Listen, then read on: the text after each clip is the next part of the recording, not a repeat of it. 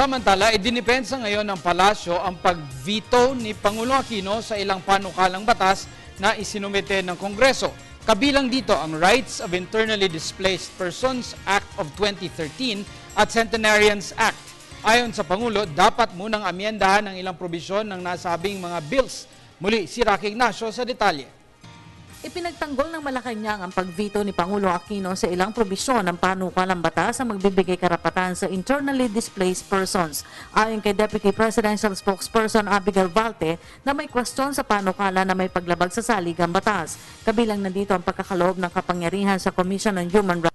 Tumukoy sa dapat danyos na ibigay sa IDPs, pati na ang pagpapahintulot sa individuals na kumuha ng financial assistance o kabayaran sa gobyerno na bahagi ng pagsalungat sa hindi maaaring pagdemanda sa pamahalaan.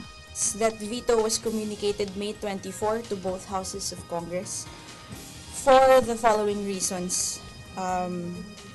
The veto message signed by the President cites four.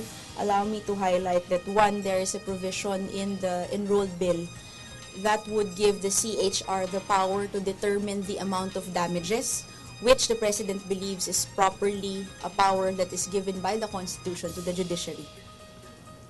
Second, allow me to read reason number 4. The provision allowing certain individuals to claim financial assistance and compensation from the government opens the door to a slew of claims or cases against the government and goes against the non-suability character of the state. Nauna nang na-veto ng Pangulo ang ilang probisyon sa panukala para sa pagbibigay benepisyo sa mga centenarians.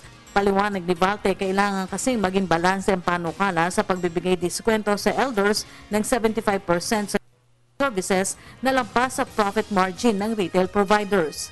The NSO holds that the statistics that they have, parang mga 7,300 po.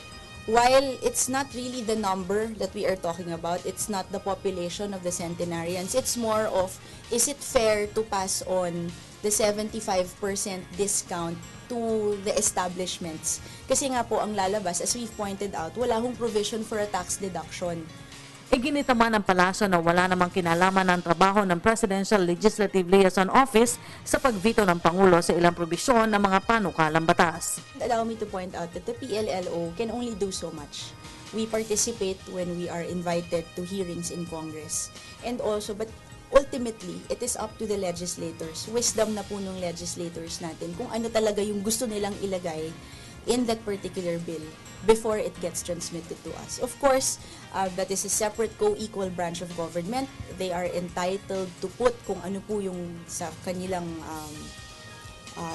paninimbang ay yung dapat nandoon sa mga batas na ipapadala po nila sa atin. Para sa Telebisyon ng Bayan, Rocky Ignacio.